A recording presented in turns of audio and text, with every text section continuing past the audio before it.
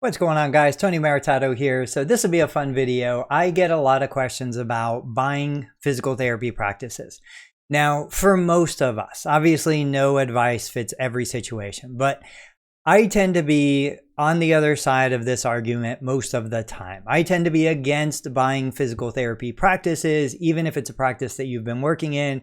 Now, full disclosure, I have sold a physical therapy practice to the clinical staff that worked at that practice. They ran the practice for over a decade. They were a phenomenal team. It made my heart happy to sell them the practice the way I did.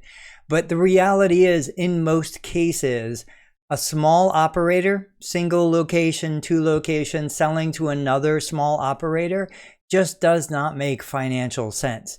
But to have this argument or this discussion based on real facts, let's take a look at a website that I like to search every now and then called BizBySell. And what I'm going to do is I'm going to do a Google search, physical therapy practice on BizBySell. And, you know, the things that I'm going to tell you to look at is really to consider the fact that what are you actually buying? Where is the real value in the practice that you're considering purchasing? I'm going to tell you, let's take a look at the first one while we're talking.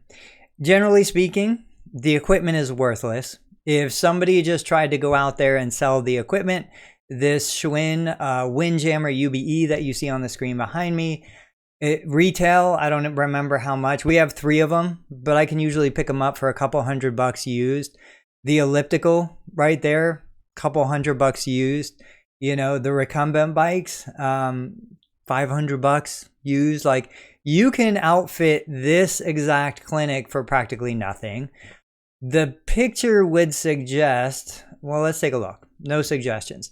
So this practice is grossing $600,000. The asking price is $425,000. They don't have information on cash flow.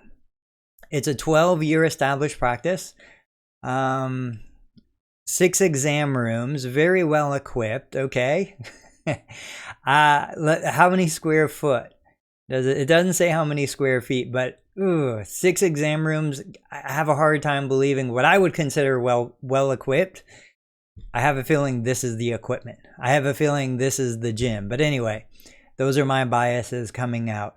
State-of-the-art Renuve disc equipment in one of the exam rooms.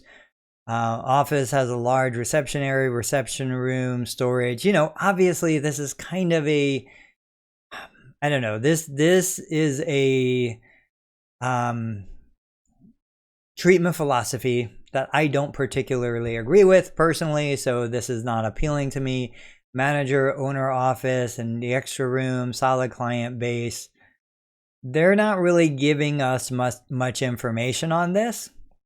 And to put $600,000 in, no, sorry, $425,000 in, you know, obviously you're going to get the full financials and you'll see a lot more, but I don't see it. I mean, what could I do if I opened the same clinic today with $425,000, right? Like, seriously, go back to this for a second. I can fully equip this office space probably for $70,000, $75,000 to make the math easy. I can put $100,000 into an amazing marketing campaign, like off the charts, crazy marketing campaign. I can, you know, then I still have $225,000 or whatever the math works out to hire full-time staff, to buy the rest of the equipment or anything else that I would need, and to carry my salary, even if I didn't get hardly any new patient referrals for 6 to 12 months, you know. So what's the benefit here? At the end of this video, I'll explain where I think the benefit could come in. Let's take a look at another one. Profitable. Okay, so this is a $1.7 million practice. Here's a concierge physical therapy with potential for large growth. They're in Colorado. Asking price $45,000. Gross revenue $85,000. Little information about Colorado here. 400 square foot lease space, beautiful building. You know, I mean, again, if I'm going to invest $45,000, I could probably put 20 of that into a marketing campaign and do better than what I would buying this practice. Let's go back. The thing here is we have a loyal clientele, serve athletes in our active town. The clientele is loyal to the therapists that are there. The clientele is loyal to probably the owner operator. There's no guarantee they're going to be loyal to you. Let's take a look at another reasonable here, Miami. So $490,000 asking price, $525,000 gross revenue.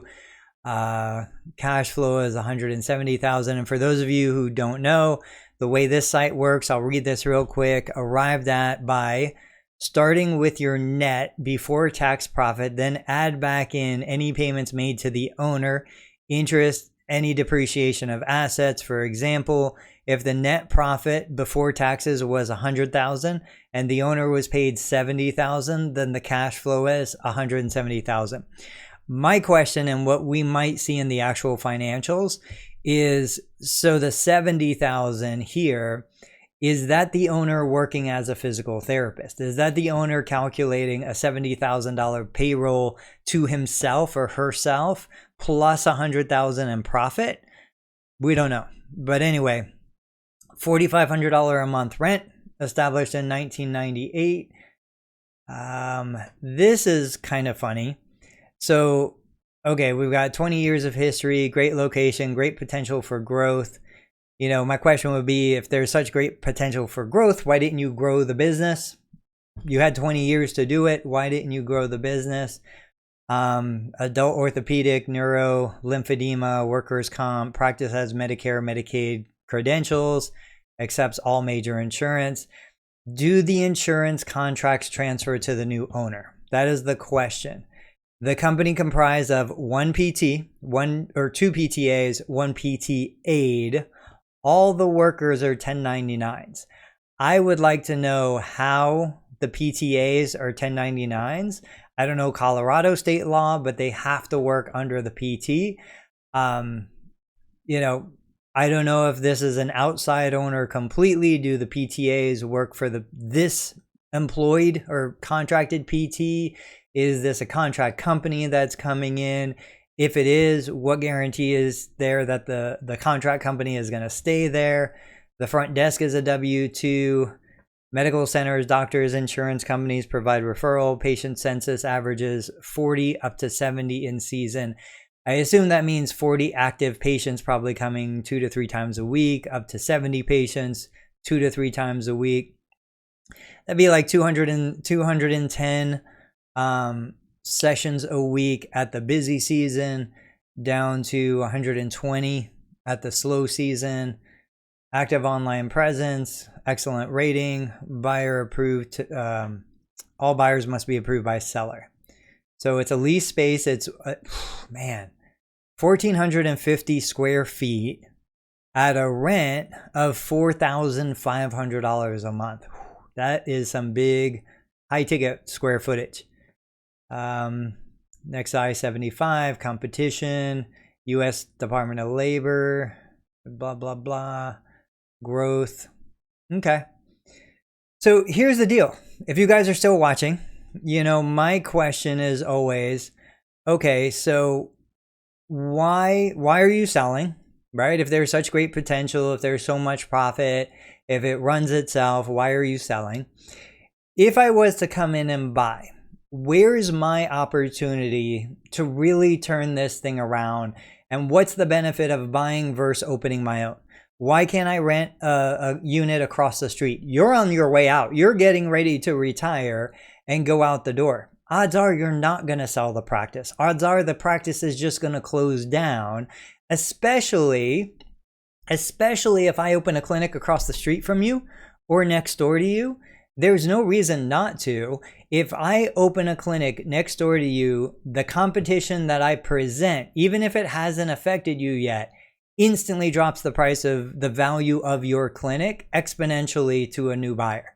So what would I be purchasing? Now, maybe I'm buying insurance contracts that I couldn't get into. When we were down in Florida, Blue Cross Blue Shield was a closed network. We had a Blue Cross Blue Shield contract. There were a couple other contracts that we were actively participating in that you couldn't get in as a new therapist into the area. There's some value in that. We had a geographic location that you could not replicate. So if somebody did move in across the street, really with the way the traffic flow was, the way the cars would pull in and out of our parking lot as opposed to the parking lot across the street, down the block, north or south, it just wasn't as good. So even if you did open up next to us, there was no benefit to it. And at the end of the day, the real value, so the insurance contracts, the physical location, but I would probably say the greatest value that the staff had for purchasing the office was the fact that they were buying it so we would leave. You know, if they opened a clinic next door or across the street, right, they would now have to ramp up. They would now have to compete.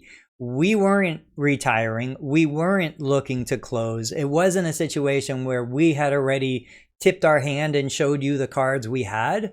We were in a situation where we could have continued that clinic on in perpetuity. Even if it wasn't profitable for us, we could have continued. We operated our clinic for 3 years, taking a 50% hit in referrals and patients when a major competitor opened down the road. We had other locations to support us financially. So they were more buying a ticket for us to leave than they were buying a clinic of great value that they were going to turn around. Now, the other component to this was they had financial backing so that when they bought our clinic, they also opened 2 or 3 more clinics within the next couple of years. They literally 10x'd revenue after purchasing our clinic within 3 years. If you're looking to do something like that, maybe there's potential to buy a clinic, acquire competition rather than opening organic clinics. But the reality is, if you're a provider that's looking to treat, looking to be involved in patient care, if you want a business because you want the freedom to do what you want to do and how you want to do it, there is no benefit, in my opinion, to buying most practices. Most practices are failing business models.